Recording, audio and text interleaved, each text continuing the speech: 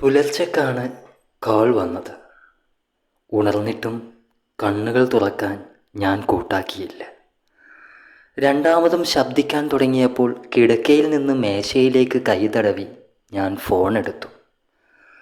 മോഹനേട്ടന് കൊടുക്കുമോ എന്ന് ചോദിച്ചുകൊണ്ടൊരു സ്ത്രീയുടെ വളരെ താഴ്ന്ന ഒരു ശബ്ദമായിരുന്നു അത്. സോറി, റോങ് നമ്പർ എന്ന് കുഴഞ്ഞു പറഞ്ഞുകൊണ്ട് ഞാൻ കട്ട് ചെയ്തു. പിന്നീട് ഉണർന്നത് പതിവ് നേരത്തെ അലാറാം കേട്ടായിരുന്നു. പ്രാഥമിക കാര്യങ്ങളൊക്കെ ചെയ്ത് ജോലിക്ക് പോകാനായി ഒരുങ്ങിയപ്പോഴേക്കും ഫോൺ വീണ്ടും ശബ്ദിച്ചു. മോഹനേട്ടനോട് സംസാരിക്കണമെന്ന ആവശ്യവുമായി അതേ സ്ത്രീ തന്നെയായിരുന്നു അപ്പോഴും വിളിച്ചത്. സത്യത്തിൽ പുലർച്ചെ വന്ന ഫോൺ കോളിൻ്റെ കാര്യം വരെ ഞാൻ അപ്പോഴാണ് ഓർക്കുന്നത്. പൊന്നു സഹോദരി, ഇത് നിങ്ങളുടെ മോഹനേട്ടൻ്റെ നമ്പറല്ല എന്ന് ഞാൻ പറഞ്ഞപ്പോൾ ദേ കിടക്കുന്നു, എന്നാൽ പിന്നെ മോഹനേട്ടൻ്റെ നമ്പർ തരൂ എന്ന അടുത്ത ചോദ്യം. തരാൻ സൗകര്യമില്ലെന്ന് പറഞ്ഞ് ഞാൻ ജോലിസ്ഥലത്തേക്കായി ചലിച്ചു. പതിവിലും കൂടുതൽ തീറ്റയുടെ ഓർഡർ ഉണ്ടായിരുന്ന ദിവസമായിരുന്നു അത്. കണക്കും നോക്കി ചരക്ക് കയറ്റി അയക്കുമ്പോൾ വീണ്ടും ആ സ്ത്രീ എന്നെ വിളിച്ചു. ഫോൺ എടുക്കാത്തത് കൊണ്ട് തുരുതുരാന്ന് വിളിച്ചു. ഒടുവിൽ കടയിലെ കൗണ്ടറിൽ ഇരിക്കുന്ന ശാലിനിയോട് ഫോൺ എടുത്ത് കാര്യം പറയാൻ ഞാൻ പറയുകയായിരുന്നു. കാലിത്തീറ്റ കമ്പനിയിൽ ജോലി ചെയ്യുന്ന രമേശൻ എന്ന എൻ്റെ നമ്പറാണിതെന്ന് ശാലിനി ആ സ്ത്രീയോട് വെടിപ്പായി പറഞ്ഞു. എന്നിട്ടും രണ്ടുപേരുടെയും സംസാരം നിന്നിരുന്നില്ല. 20 മിനിറ്റോളം അവർ തമ്മിൽ എന്തൊക്കെയോ പറഞ്ഞു. ഒടുവിൽ ഫോൺ വെക്കുമ്പോൾ അവളുടെ കണ്ണുകൾ നിറഞ്ഞിട്ടുണ്ടായിരുന്നു. കഴിഞ്ഞ ആഴ്ചയിൽ രമേശേട്ടൻ്റെ ഫോണിൽ നിന്ന് ആരെങ്കിലും ആരോടെങ്കിലും സംസാരിച്ചിരുന്നുവോ എന്ന് ശാലിനി എന്നോട് ചോദിച്ചു. ആ ചോദ്യം കഴിഞ്ഞ വെള്ളിയാഴ്ച നടന്ന ഒരു സ്കൂട്ടർ അപകടത്തിലേക്ക് എന്നെ കൊണ്ടുപോയി. അന്ന് റോഡരികിൽ കൂട്ടിയിട്ട ജില്ലിക്കല്ലുകളിലേക്ക് ചോര തെറിപ്പിച്ച് കിടന്ന ഒരു മനുഷ്യനെ ആശുപത്രിയിലേക്ക് എത്തിച്ചതാണ് ഓർമ്മയിൽ തെളിഞ്ഞത്.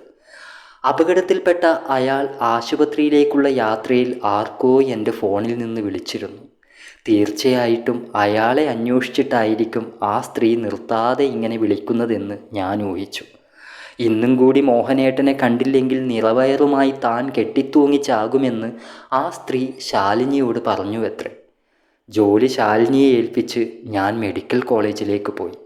പോകുന്ന വഴികളിലെല്ലാം മോഹനൻ എന്ന ആൾക്ക് എന്ത് സംഭവിച്ചുവെന്ന ആദി എൻ്റെ നെഞ്ചിലുണ്ടായിരുന്നു. രണ്ടുപേരെയും വ്യക്തിപരമായി അറിയില്ലെങ്കിലും ഇന്ന് അവർക്കിടയിലുള്ള എൻ്റെ പ്രാധാന്യം വളരെ വലുതാണ്.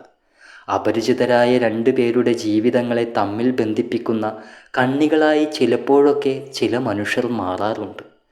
മുന്നോട്ടു പോകണമെന്ന ആഗ്രഹവുമായി നമ്മൾ എത്ര വഴികൾ വെട്ടിത്തെളിച്ചാലും ചില അപരിചിതരുടെ ജീവിതത്തിലേക്ക് കൂടി തൊടാൻ പാകം പൊതുപാതകൾ നമുക്ക് മുന്നിൽ പ്രത്യക്ഷപ്പെടും.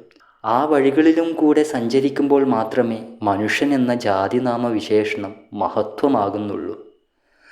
ആശുപത്രിയിൽ നിന്ന് മോഹനൻ്റെ വിവരങ്ങൾ അന്വേഷിച്ചപ്പോൾ അയാളെ വാർഡിലേക്ക് ഇന്ന് മാറ്റിയതേയുള്ളൂവെന്ന് അറിയാൻ കഴിഞ്ഞു. ഞാൻ ചെല്ലുമ്പോൾ അധികമൊന്നും സംസാരിക്കാൻ പറ്റാത്ത വിധം അയാളുടെ മുഖം നീര് വന്ന് വീർത്തിരുന്നു. എന്നെ കണ്ടിട്ടും തിരിച്ചറിയാൻ അയാൾക്ക് പറ്റിയില്ല. ഇത്രയും ഗുരുതരമായ പരിക്കാണ് അയാൾക്ക് സംഭവിച്ചതെന്ന് അന്ന് ഞാൻ കരുതിയിരുന്നില്ല. മോഹന എന്ന് വിളിച്ച് ഞാൻ അടുത്തിരുന്നപ്പോൾ അയാൾ ഏതോ ഒരു സ്വപ്നത്തിലാണെന്ന പോലെ എന്നോട് കണ്ണുകൾ മിഴിച്ചു. ആ സ്ത്രീയുടെ നമ്പറിലേക്ക് വിളിച്ച് ഫോൺ കൊടുത്തപ്പോൾ എന്നെ തിരിച്ചറിഞ്ഞതുപോലെ അയാൾ എൻ്റെ കയ്യിൽ തൊട്ടു.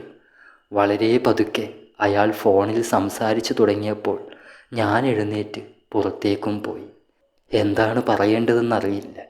അരിഞ്ഞിട്ട 2 പനിനീർ കമ്പുകൾ കൂട്ടിക്കെട്ടി നട്ടനാൾ തന്നെ അത് മൊട്ടിട്ടിരിക്കുന്നു. അത്തരമൊരു ആത്മസംതൃപ്തിയിൽ ആ നിമിഷങ്ങളിലെല്ലാം മനസ്സിൻ്റെ ഉടൽ അന്നേ വരെ കൊണ്ടിട്ടില്ലാത്ത വിധം ത്രസിക്കുകയായിരുന്നു. Thank you. കഥ ഇഷ്ടപ്പെട്ടാൽ ചാനൽ സബ്സ്ക്രൈബ് ചെയ്യൂ, അഭിപ്രായം പറയൂ, ലൈക്ക് ചെയ്യൂ. അടുത്ത കഥയുമായി നമുക്കുടനെ കാണാം. Thank you all.